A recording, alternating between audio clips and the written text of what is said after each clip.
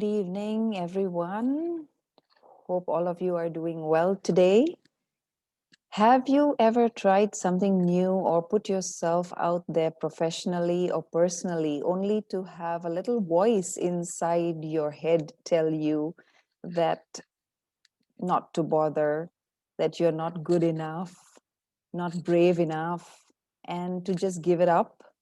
If so, you are not alone. The feeling of not being good enough to accomplish our goal is our inner critic.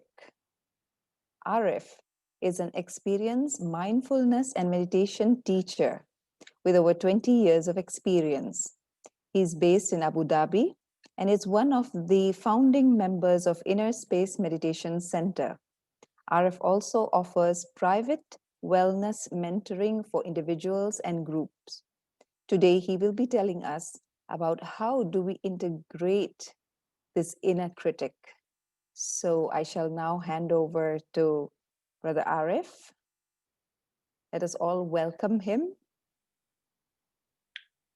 Good afternoon. Good afternoon. Thank you, Jabi. Um, and It's great to have this opportunity to share a few thoughts with you. And Yes. I will start by actually um, talking about this topic. Um, some some months ago, actually, last year, I was asked to do a workshop on inner critic, and it was a request from people around in this area because they noticed that, as you said, there is quite some damage that we do to ourselves um, when we deal with this inner critic or when the inner critic comes up. And so I was thinking, how is it that I would like to approach this subject? It was quite clear about inner critic, and because I don't think there's anybody who has not experienced this inner voice, which always criticizes. And My inclination, as I was thinking, was that there was different topic option, like the title, and when I thought about it, I said I need something that is more effective than other methods that I thought that would be useful for everyone and myself. And being a meditation teacher, being a mindfulness person who's been practicing mindfulness, um, violence is not a thing that is very comfortable with us and with many people in general. And so there were things like crushing the inner critic, destroying the inner critic, finishing the inner critic, and so on and so forth. And you will find actually, if you look on the subject, there are many ways to destroy the inner critic. And I thought that I wouldn't like to go that way. I would like to maybe integrate, make friends with the inner critic. And I was not wrong, actually. I found that there was a whole therapy which was based on integrating the inner critic. And I started researching and I started looking into the subject, and I found that there was something called IFS, which was started by somebody by the name of Dr. Richard Swartz. And he developed this through experience because you might be familiar with family system therapy, which basically it deals with a person's challenging by looking at that person's family structure, who is living with them, how are the relationship with the family. And this gentleman found out that just like we have a family outside, we also have a family here inside us. And that was fascinating for me because it said, if it is a family, then I need to understand that and I need to explore this subject. And this is how integrating the inner critic came to happen. And then since then, I've done many workshops on this subject, and it was very, very well received. And a lot of people have gained a very clear understanding about the inner critic, and just that understanding was sufficient for them to actually start working on their own inner critic. Um, and For those people who have bigger challenges, then there are other options, like you can find somebody who's a coach and who can actually help you to work with the inner critic. I have done some sessions with people in this topic, and it's really amazing. Now, I would like to go one step back. When we talk about inner critic is just one part of a whole picture. So, in general, what I said was this family that we have inside, it's not only critic. There are many different characters that reside in us. Um, so we are actually multiple personality in that sense. We don't have a disorder. It's not the disorder. I'm just saying that there are others as well with us, and they can be um, having different roles in our life. You know, so we're going to explore today specifically about these parts that we call inner critic, and then we're going to look into how they came about, who are they, and I'm saying they because there are different kinds of inner critic, and then we will explore a methodology that will help us to understand and to see if we can do something about this inner critic. And if we have time, then at the end, you might have a chance actually to experience this process, if we have time, and we can do that as well. Where do we start? Let us start about something very practical. So, like for example, um, just to understand a little bit more about inner critic. At this moment, as I'm speaking to you, there might be some voices at the back. Arif, are you prepared? Are you sure what you're gonna say is gonna be right? Is is the background okay?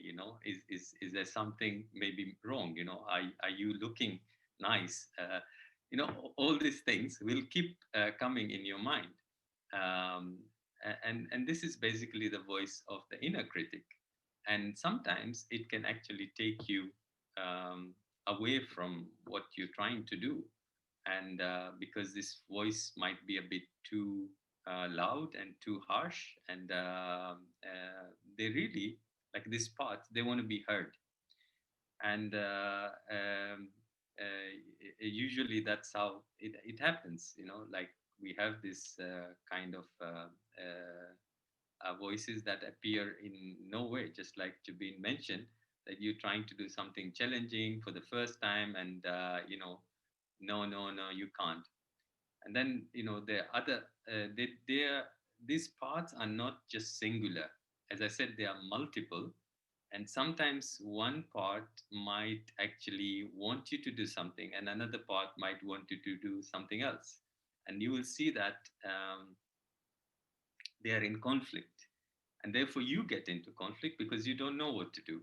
Yeah, so one side you want something and another side is telling you that no, you can't do. So we call them different parts. Yeah, and that's how the part system work. um, so just a kind of defining a little bit about inner critic is that that part of you that judges you, that part that demeans you, that part that tells you who you should be, that part that undermines your confidence and makes you feel bad about yourself. We can look at that as inner critic.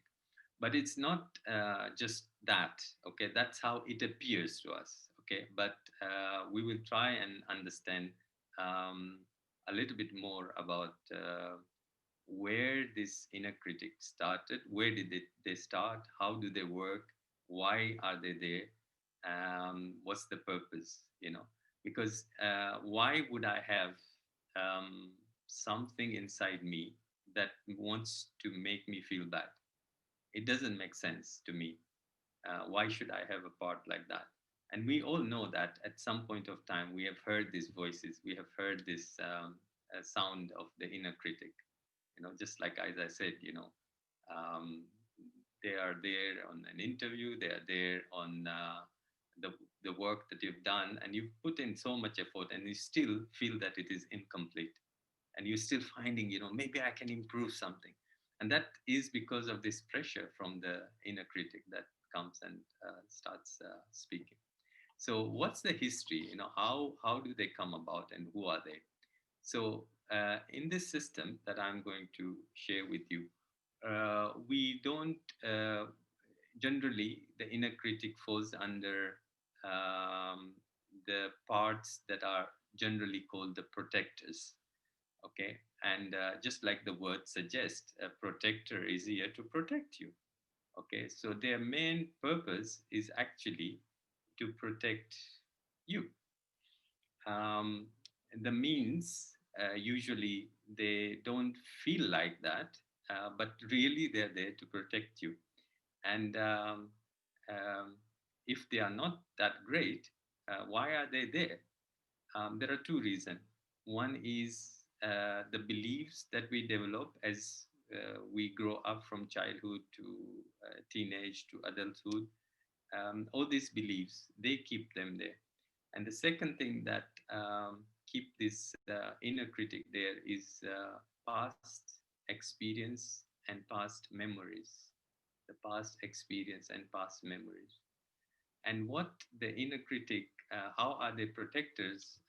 They say that, look, the last time your mom or dad said something to you, like when you were young, um, it felt very horrible. These are the people that I love, and they say something so harsh to me because I haven't done something to up to their standards, or I have, somehow made a mistake, you know, or for any reason, or maybe you are in class and in front of 20 students or 30 or 40 students, if you are from a place where I studied.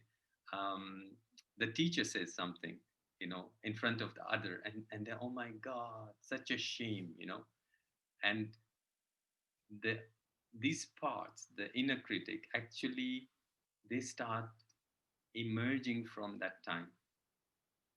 And because you are young and you don't know what to do, and you feel horrible about yourself, you feel so much shame, feel so much guilt, you feel so much down, you feel so much useless, you know.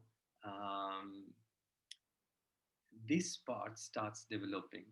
And what they do is they try to um, balance that pain that you have. Because when you feel like this, um, it's a horrible feeling. And sometimes you tend to actually um, be very harmful to yourself, you know. And in order for you to be protected is to make sure that you fit in, to make sure that you don't do a mistake. So how can I make sure that you don't do a mistake? I just keep on criticizing you. So I criticize you, tell you that, look, there's something, even if it is not there, even if it is something that you are confident, I will still make you feel like that, so that you don't you pay attention, and so that you are alert, and so that you do your best. Okay, so you can see the idea here. The idea is that the inner critic actually is a protector of your feelings and emotions, and these are based on very early days in your life. Another example would be your friends. Maybe they were teasing you about something, you were too short or too tall, or you too dark, or your hair was like this. And then, oh my God, I need to make sure that, whatever they were talking about, whatever, they were starting to say to you, even when you are 30, 40 years old, you will still respond in the same way. I don't know if you can relate, but I have so many things that without any reason, something very neutral, but I was so careful about, because some people or a group of people were laughing at me at a certain age in my life, and because of that, I need to kind of hide that. I need to kind of protect myself, and this is where this inner critic they come, and they come in full force. So let's move a little bit forward and start getting acquainted of the different um, different characters or different parts of this family of the inner critic. As I said, there are many parts. One part of the different parts is called the inner critic. Under this inner critic, there are like um, seven different critics. Okay, and again, as I continue to explain you about these different inner critics, just try and see if you can relate to them, in your own life, in your own experience. Have you ever met the perfectionist?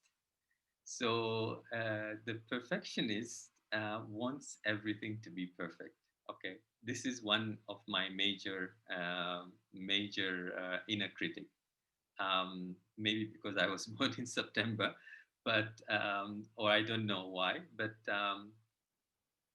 this inner critic always wanted me to be perfect, and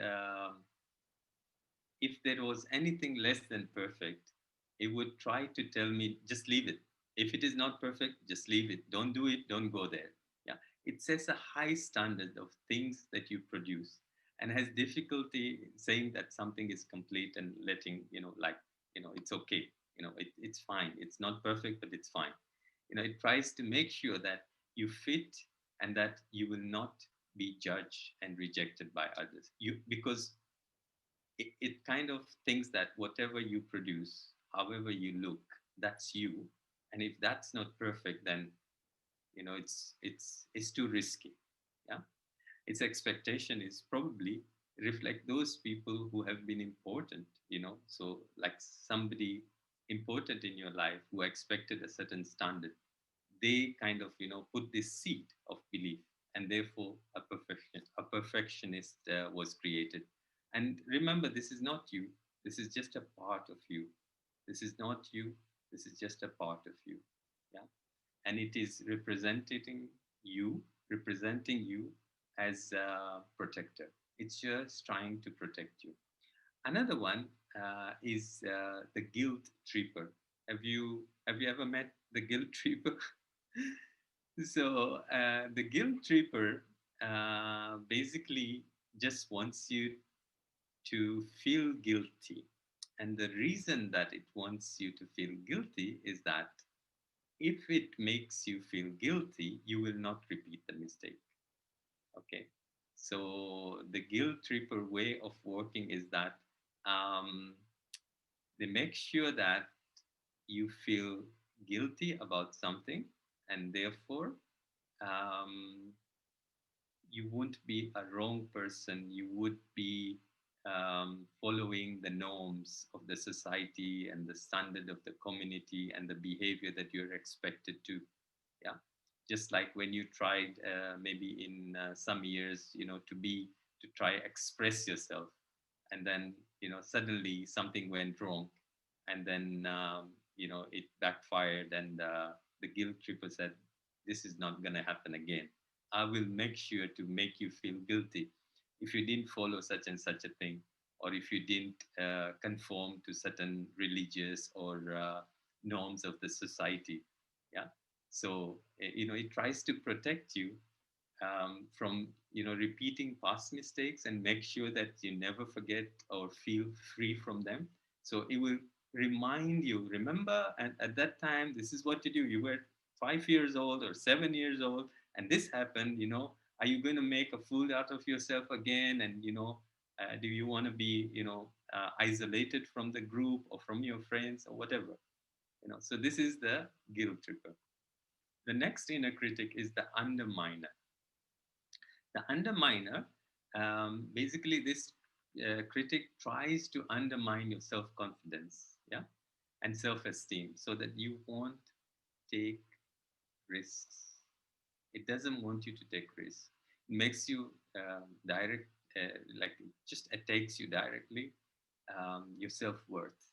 Yeah, so that you continue to stay small, because if you feel a little bit like you having confidence, then you will take a risk. And when you will there was a time where you did take a risk and maybe things didn't go right, and you felt very horrible or ashamed about yourself. Yeah, so it's basically afraid of you being too big, too visible, you know, too famous. Some people are afraid to be famous. People are afraid to do something good, because if they do something good, then people will expect them to continue to do good. So the underminer is the perfect critic here. And what it does is it just takes your confidence. It makes you feel that no, you can't, don't do it, don't try it, or if you don't listen, it say, okay, try it after 1 month. So it can play postpone. It can postpone it for you, and then by then you've forgotten. You're not going to do that. You know, so that's the underminer. You did try to lose your weight several times, and it didn't work. I mean, what's the point? Just you can't do it. Just leave it. It's okay. So this is the voice, and then there is a little bit of a hard one, and this one is a masculine kind of one, and it's the destroyer. The destroyer makes you, like it attacks you so badly, like it really kind of beats you up in a way. Like, have you seen people do something and then they start beating themselves up? This is actually a kind of an inner critic that is called the destroyer. It shames you, make you feel, like you are dishonest, you're flawed, um, you're not entitled any respect. Um, uh, it kind freezes you, you know, and and it doesn't do just like that, because there was a trauma that happened in the past.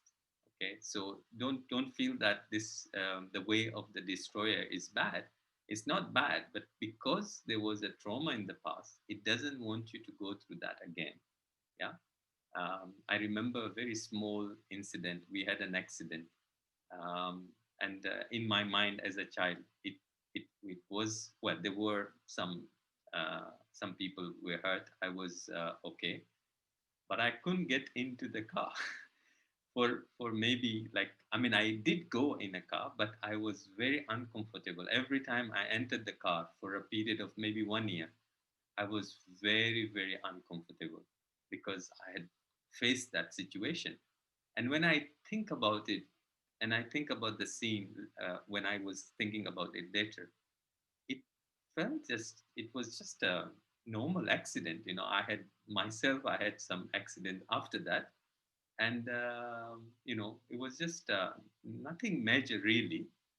But, people had to go to hospital. But it left me every time I entered the car, that memory, just remember, this happened. And this is why you have to deal, all these parts that are trying to protect you will do and will go to this, um, to this limits, just to try and protect you. And the next one of the inner critic is the molder. um, have you seen how the sculptor sculpts, like a stone and all? It chips, every bit and pieces. because it wants a particular image. And the molder is just like that. It tries you to get you to fit in a kind of a mold or the standard, which is again um, determined by the country, society, the family, or whatever it is. Yeah. And it will try and make sure that you are carved in such a way that you are fitting in that particular situation. It wants you to be liked, it wants you to be admired, you know it's protecting you from being left out, abandoned, and shamed or rejected. Yeah. So typically in situation where there is a possibility of you being praised, accepted, or maybe even liked, you know the this mold critic will try and mold you inside so that you behave in a certain way. Some people call it like having the mask. Having a mask is actually taking an image, yeah, of something that you actually are not, but you're trying to be, so that at least um, uh, you actually um, um, feel better and not feel rejected or ashamed. Yeah. um, what the molder is afraid of is that sometimes we have this nature of being free and doing what we want, and in order to balance that, we have this inner critic, which is the molder. Yeah. So far we have seen the perfectionist, we have seen the guilt tripper, we've seen the underminer, the destroyer, and the molder. And there are a couple of more.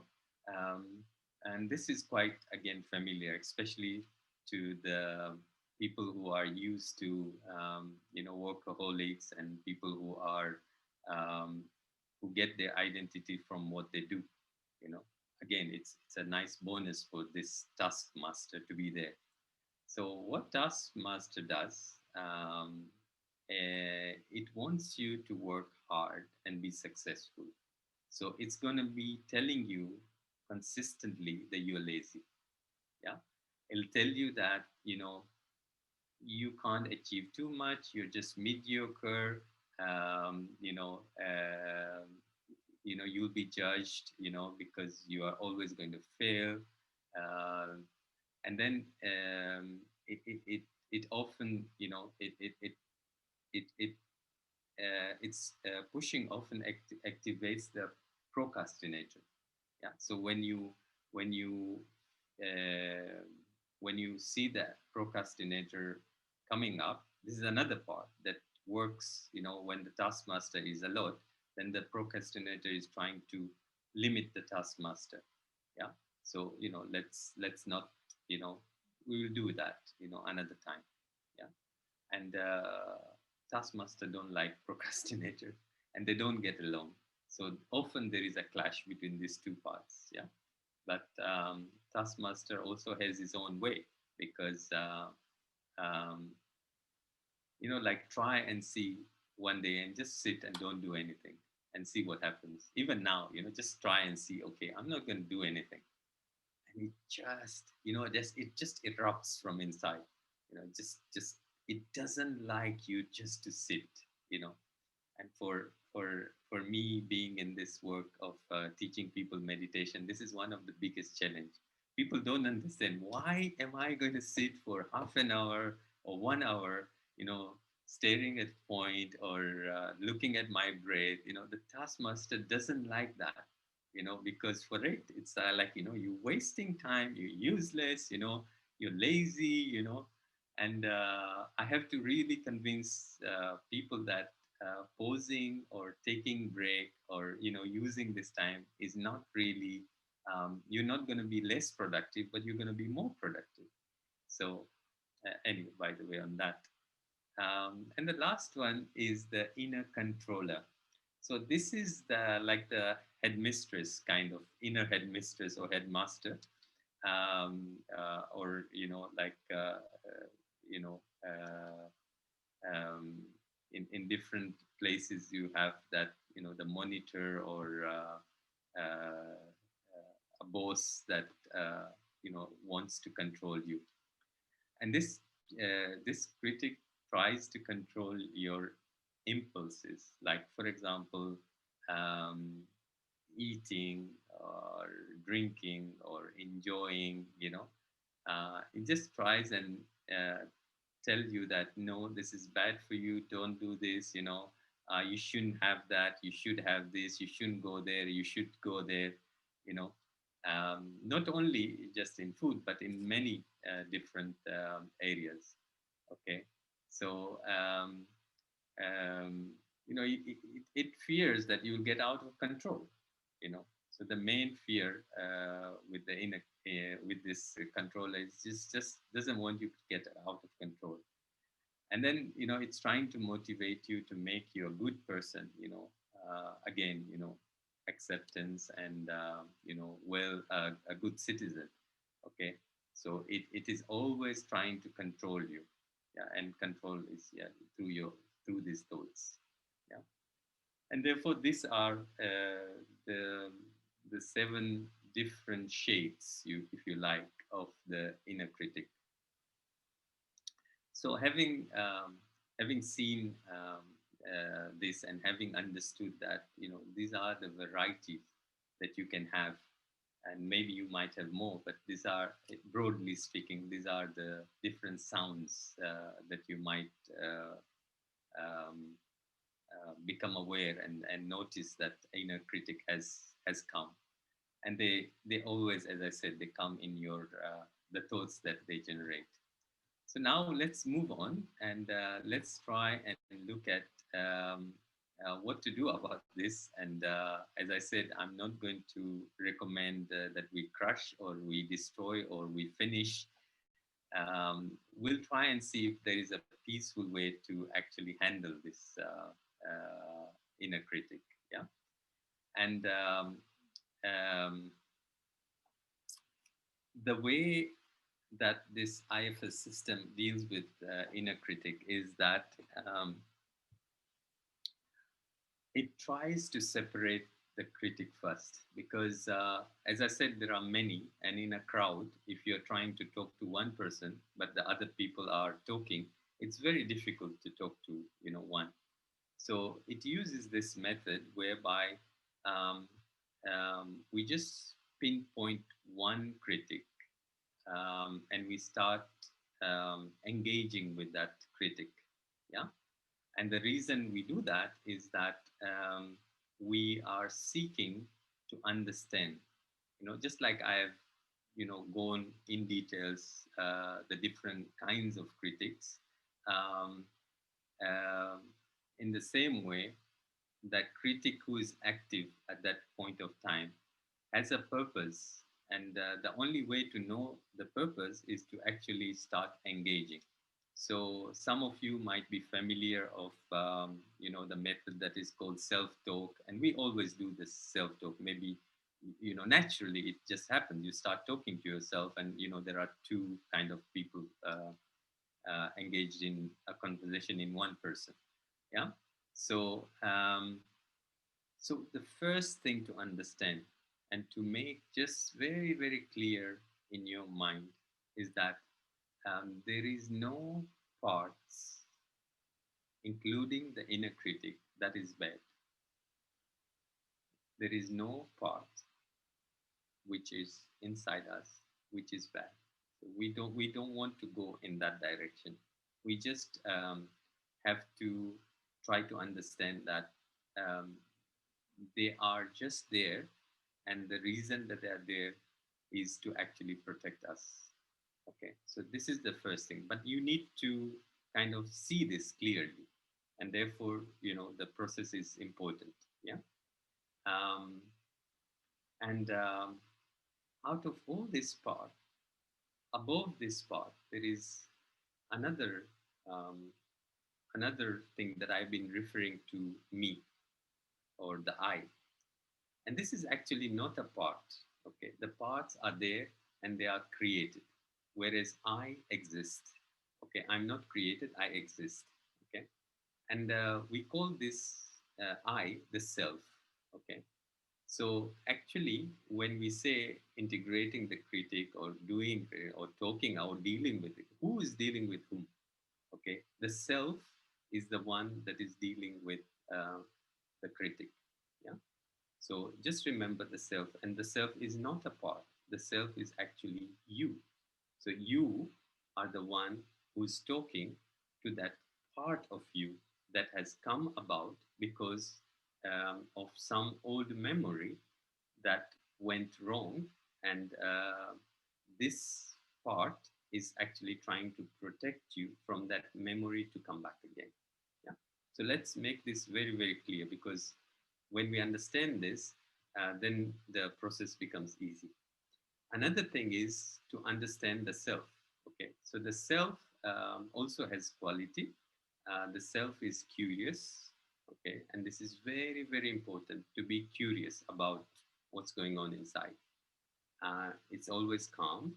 It's compassionate. It's um, um, it's always confident.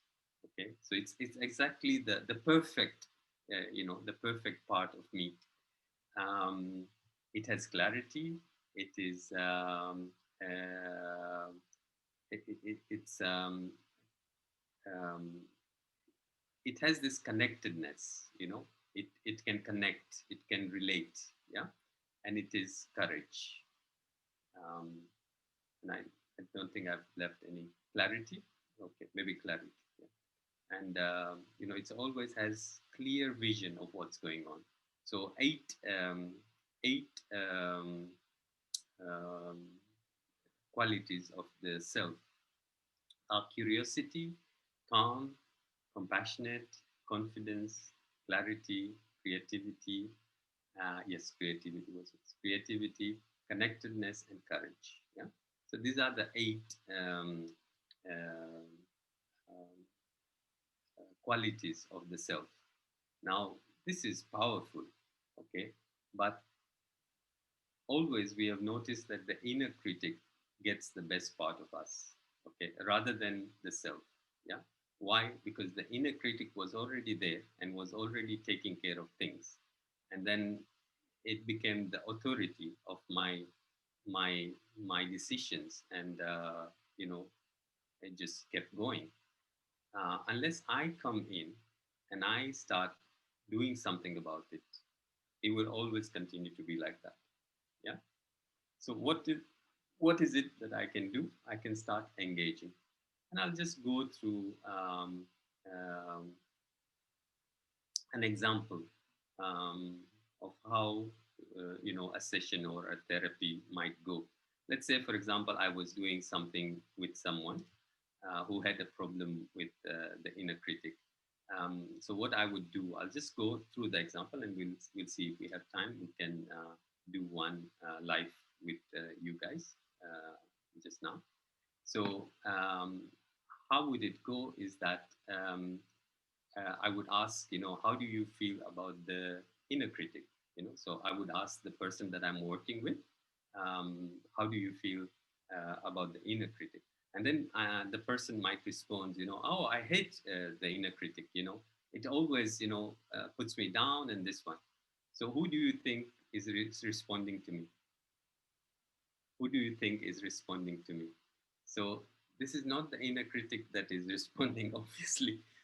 This is another part that actually doesn't like the inner critic. So remember, there is all sort of parts inside me, and there are parts that they know that this is not good, and he's that the part that feels hurt when the critic criticizes me.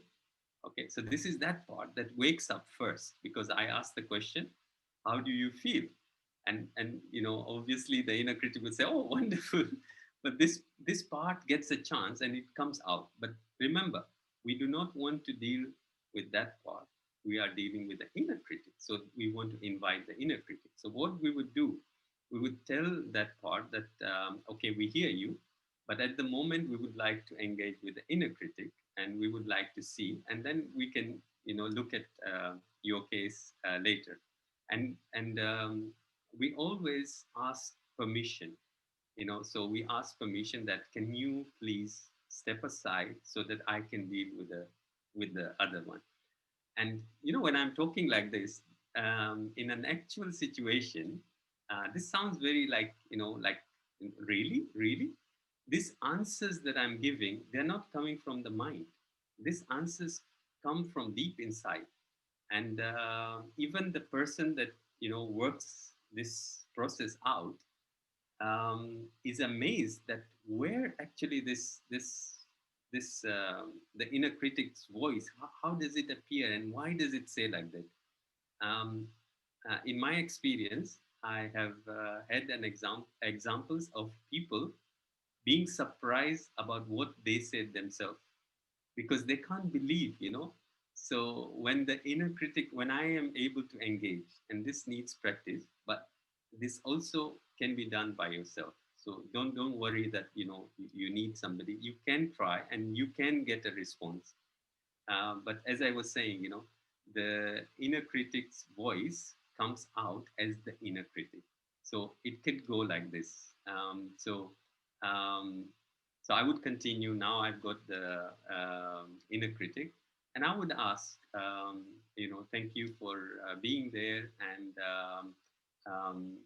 what do you want? Why do you keep on criticizing me? You know, and then you would notice that an answer comes. At that point, when I'm asking this question, um, don't try to use your head to get an answer. Just go deeper inside and see what answer comes up. Yeah.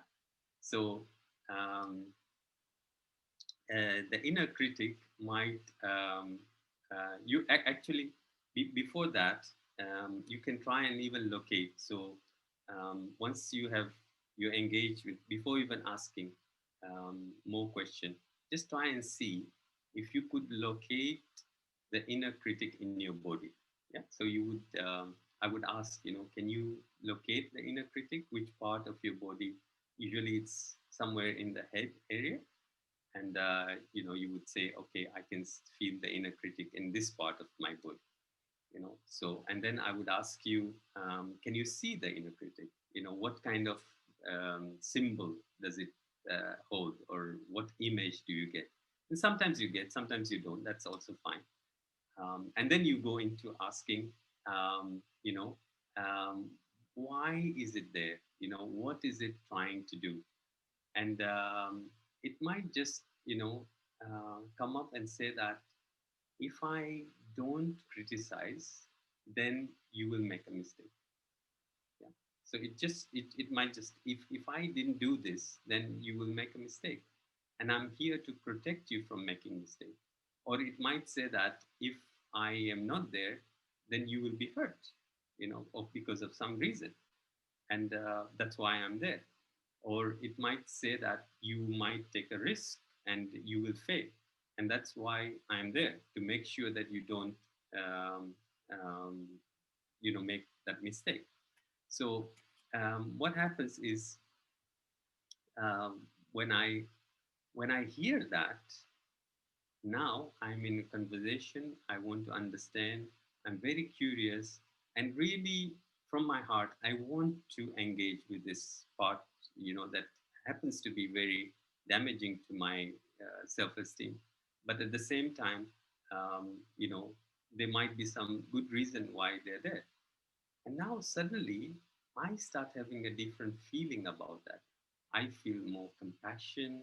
I feel um, maybe even sorry about this part that had to go through all this trouble, to try and protect me, and was not definitely doing a good job in doing that, but didn't do anything, didn't know anything better, and continued to um, continue to do what it did. So, and then I start changing my attitude and my engagement with this particular part. And then I start saying that, okay, if I were to take care of that part that is painful, because it is, the critic is protecting ask from that child, from that boy who got ashamed, who was teased, or who was every day reminded how useless they are with some people that loved. It could be their parents, it could be some close relation.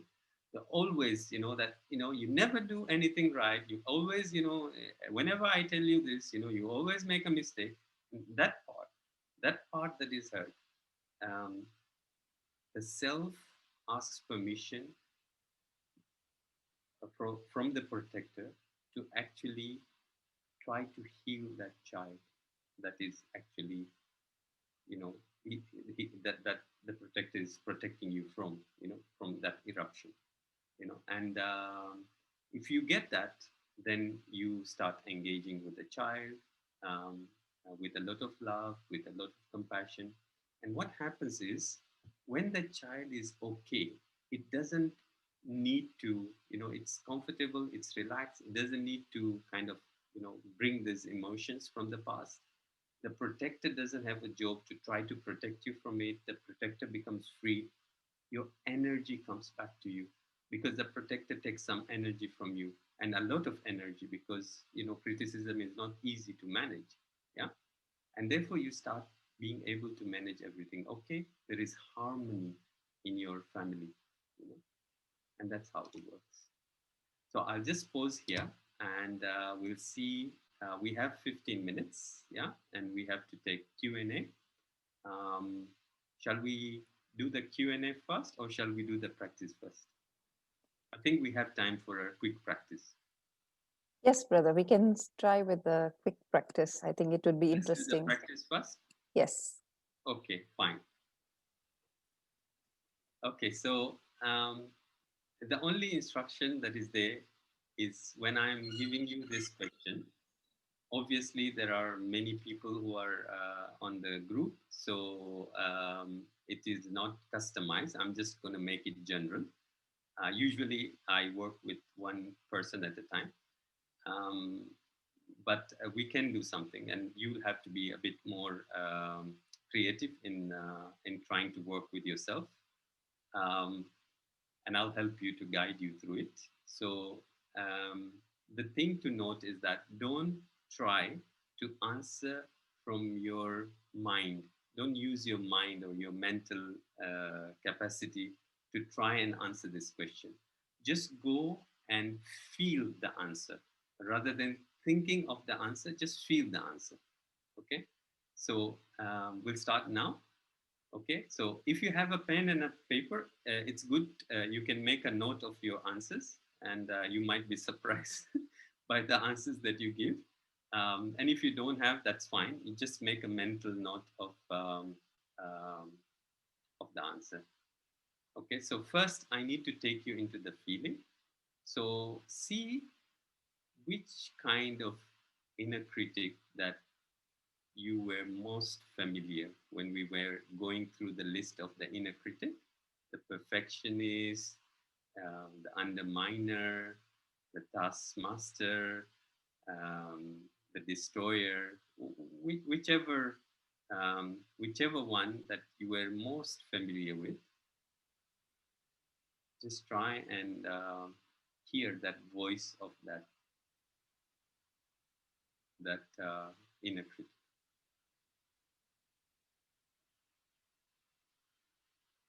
Okay, you can even um, try and go and remember an incident that happened recently where you felt this inner critic very strongly.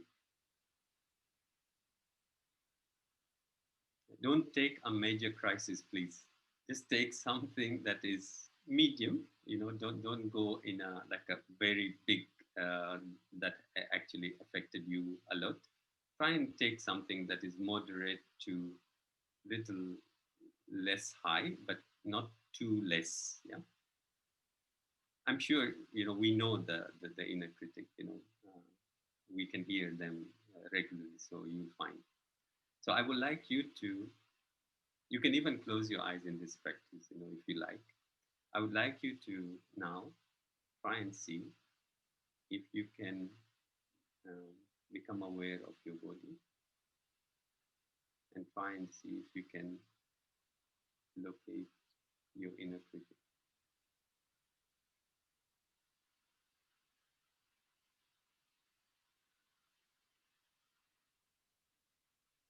Try and see if you can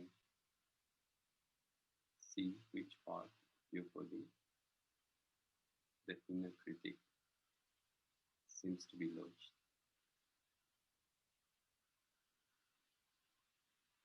Maybe try and see if there is any image that comes up as you look at this inner critic.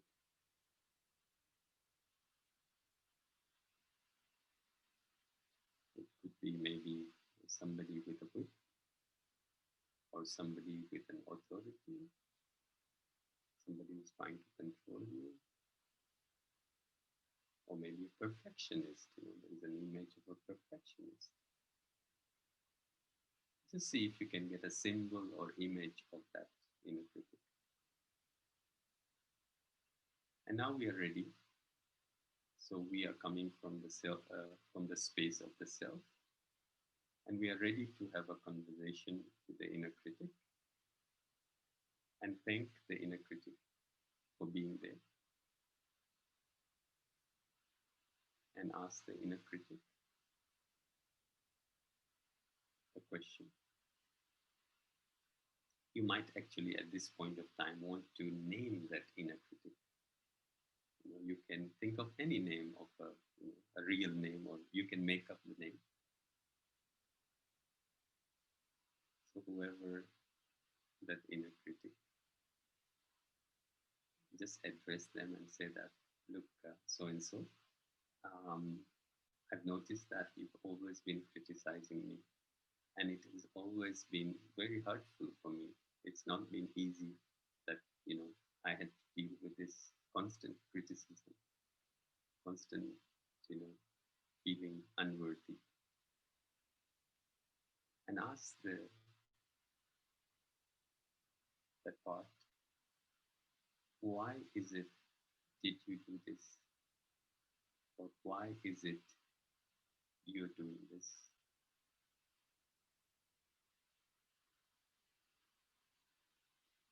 Why is it that you're doing this? And then again, just wait for the answer to come. Don't rush. Listen to that voice that just appears and responds to you. The reason I'm doing this is because if I didn't do this, so and so might happen. And in order for me to protect you from such and such a thing to happen, this is why I'm doing this. This is why I'm criticizing you.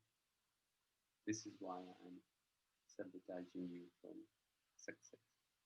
Whatever it is that it does.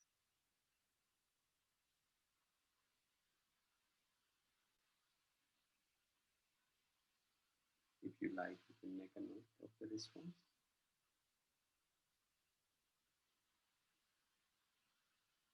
And now let's go one step further. Ask yourself now, how do you feel about this inner critic?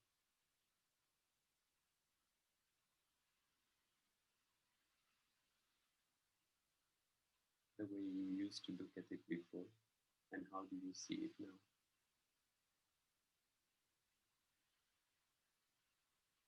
You might feel that you now understand why they're there. You might not be so put down by the inner critic, because now you know and understand the reason why they're there. You might even have compassion, or you might even go one step and be thankful for them protecting you.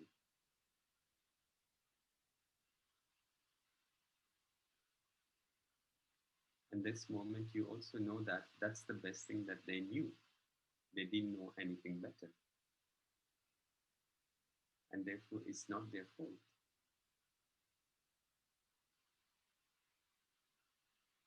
because the reason they're there is that there is something that is paining within yourself. So all this reflection might be going through your mind as you now look at your inner critic in a different eye with a new insight to what's their purpose, why are they there. Now I would like you to again engage with the inner critic. If you have a name, call the inner critic by name, see the image, feel where it feels. All this is going to help you to get the answer very easily. And if you don't have any of this, that's fine. Don't try to create anything from your mind. If it is not there, it's not there. That's also fine. Now, I would like you to ask the inner critic, would it give us permission to try and heal that part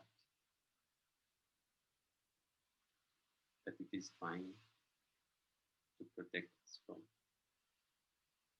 Would it permit us? And you're not going to answer this. The inner critic will either say yes or no. If the inner critic says no, you will stop the exercise here. If the inner critic says yes, you will continue to follow the exercise from here. And if said no, you can try it again another time.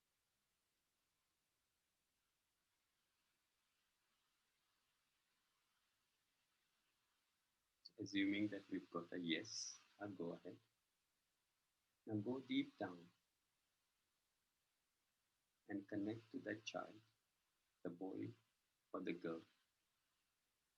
Usually, the protection is needed for the weak one, for the one that cannot help themselves. So go to that child and offer a lot of love and compassion.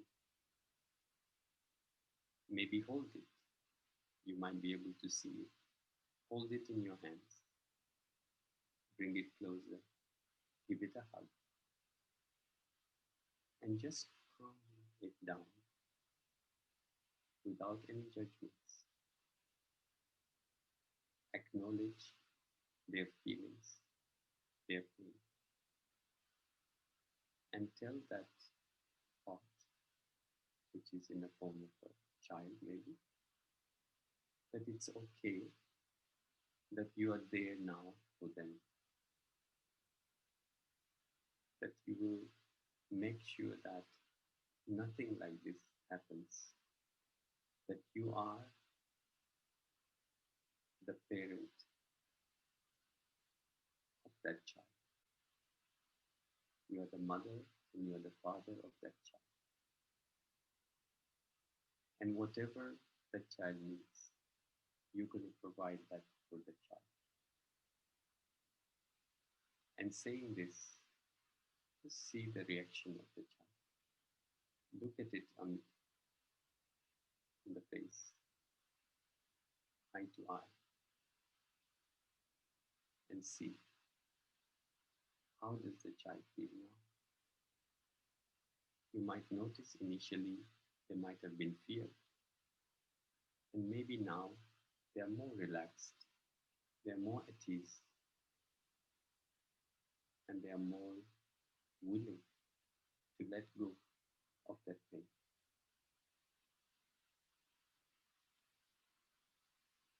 And now, thank the child for giving you that time. Thank the protector for allowing you to engage with that child for that part. And using this process now, come back to this present moment and take a deep breath in and slowly let go. Take another deep breath in and slowly through your mouth let go. And if your eyes are closed, slowly open your eyes and come back.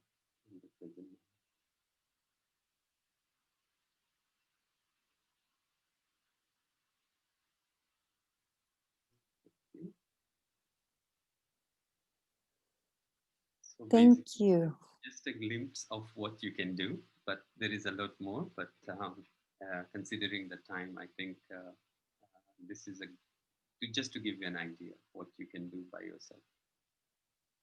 Yes, thank you very much, Brother Arif. There were some of them who could not hear you because you were pretty soft, but it was nice how you created this atmosphere of having a dialogue with the inner critic and bringing in as a child, nurturing it, giving it love. So, like you said, how in the beginning of this, that let's not crush it, let's come to terms with it, accept it, and integrate it, get over it.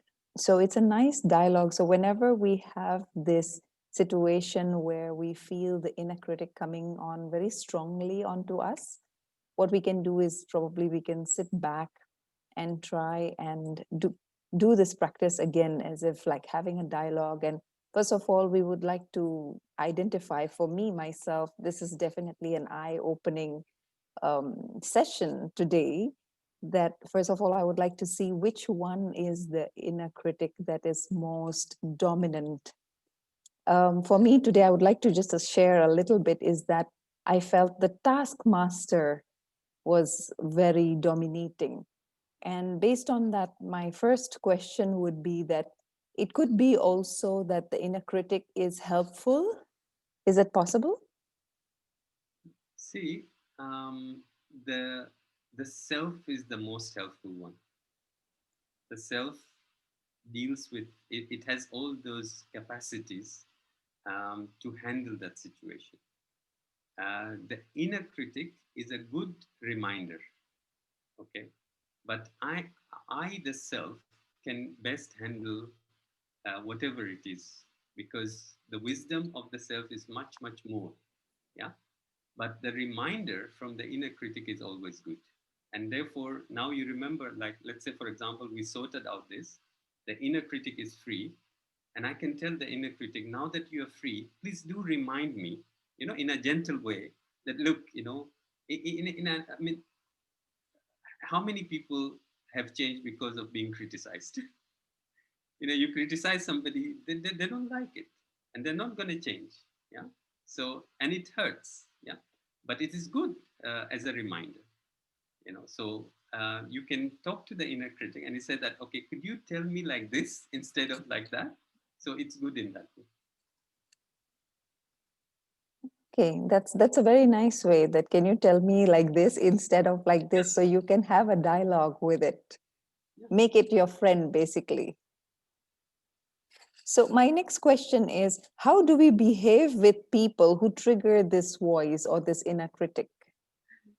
It's a very nice question. How you behave with your critic will determine how you behave with the outer critic. Yeah. The Mm. way you behave with your inner critic will determine now. Um, the outer critic, right? The question was how to deal with uh, those people who are, uh, Who trigger this inner voice? yeah, they either trigger that, or they actually might actually criticize you. The reason they are triggering it is because their inner critic gets triggered. Mm. And because their inner critic gets triggered, they trigger something in you. Okay. So just, like when I understand that my critic is a part of me that is trying to protect me, in the same way, that person's critic is the critic that is trying to protect that person. So I don't feel I'm being, attacked. I'm just seeing somebody trying to protect themselves, and they might be asking me to help them, or they might be protecting themselves from my critic criticizing them. So you can figure out there's a lot of things there, but you can understand relationships are dependent upon how I deal with my critic, and therefore how I deal with other people's inner critic. Yeah. So this is a very good uh, um, a tip to how we can see other people when somebody comes and says, how, or kind of, um, becomes that one that triggers your inner critic, then you know that there is a reason why they're doing that, because now you know that they have parts as well. Yeah, I think that makes a little bit of sense. Yes, it makes sense. So it's kind of a domino effect, what we call as the domino effect. Okay, the next question is, when should we start to worry that the inner critic or the inner voice gets in our way? The moment there is disharmony, the moment there is a feeling of discomfort, um, I mean, you don't have to get worried, but you have to pay attention and start engaging. So anytime I feel a little bit of discomfort, even physically, I start asking myself, what's going on? I'm just kind of throwing the question to the parts. What's going on inside? What's my family? How is my family doing? You know, or I can just wake up in the morning and I say, good morning, to these parts. And I say, how are you guys today? And what's going on there? And you will be amazed. They are so cooperative, because they don't want to do this work. They don't like doing this work either, but the reason they're doing it is because you're not doing anything. So the moment you come in and you start taking care of yourself, then it starts to get relaxed. And there will be those moments of the very deep things that we have suppressed, and they will come at no time, and you will immediately see one part trying to defend, um, trying to protect you. And there are sometimes quite just understanding this model changes our perception of life. I don't see life the same way as I was seeing it before, because this is not about inner critic, it's about any kind of feeling that you're going through, and you can understand that there is a reason why you're feeling like that. I'll give you an example. At night you're going to try and sleep, and you're not getting sleep. Okay, and we might say, okay, let me go, let me see a doctor, something is happening, da da da da da da. And it's a very simple part, and that part is telling you that I am not going to let you sleep until you listen to me, because during the day when I'm trying to get your attention, you're not giving me, I'm not going to allow you to sleep. You see? So it's very clever, and then I'm trying to fix my sleep. Actually, I just need dialogue. I just needed a dialogue, you know, and see what is this saying. So when you go into this, actually, the whole life starts showing you different. So these people that I'm seeing, when I'm talking to Jabin, I'm not talking to Jabin. I'm talking to a part in Jabin. You know, you see what's happening. So that is the big picture. And when I see that I'm talking to a part, I'm not going to blame you because it's a part that is speaking on your behalf. So that's how it works. It's like a child that demands attention of the mother at that time. And when the mother doesn't give, it just throws a tantrum or a fit. Okay. Another question is that, like you said, that there is the taskmaster, and on the other hand, probably there is the procrastination bit. So, if we want to use the procrastination bit, which is also a critic, I believe, to overcome or to subdue the procrastination and to awaken the taskmaster, is it possible? Um, yes, I know this is quite a thing that because we don't like one and we want to use the other part. Rather than that, I would say um, the inner critic is gonna guide me in where I need to move. The procrastinator is actually, again, not procrastinator is not a bad one, because procrastinator is going to allow me to pause. So the procrastinator, as we know, and the inner critic, as we know, they are very negative. But the actual procrastinator and the actual inner critic, they are not negative at all. Yeah. The procrastinator is very important because it doesn't allow me to just go into things, you know. And yes, in the traditional way, procrastinator is a very, like, I don't achieve anything, you know. But it's not really true. What it's trying to say is that don't do it. You're not ready to do it. Just pause. So that is good.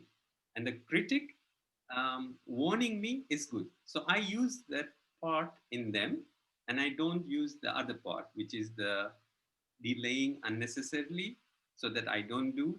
And they could be also collaborating sometimes, that might be an inner critic that doesn't want me to do and uses the procrastinator to procrastinate. So they might be collaborating as well. These parts, by the way, they collaborate and they also fight among one another. So just leave this idea that you want to continue to use the power, and just you become responsible, and you can do a better job. Remember, you went in, you met the inner child. In the same way, there is a reason why you don't want to, or it's heavy. So engage that, and ask, why are you making it? Why are you procrastinating? Just engage. And then integrating means to resolve it. Yeah. So then the procrastinator disappears in a way, or goes behind the scene. So you have helped it, and you didn't use even the inner critic. Thank you very much, brother. That was so helpful. And yeah, it was very, very informative, an eye opener, definitely. And we definitely need to sit down and work from within. And we need to have this inner dialogue within ourselves and try to nurture this inner child, like you said. Thank you very much once again for joining us today.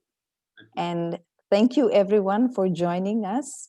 Our next session is on the 31st of October, on Saturday again. But this time, our session will be at 10 in the morning.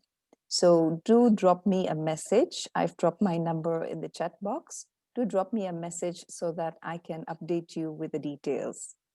And Brother Arif, once again, thank you so much. Have a nice weekend. And we hope we can see you once again sharing with us. My pleasure. Bye bye. Thank you.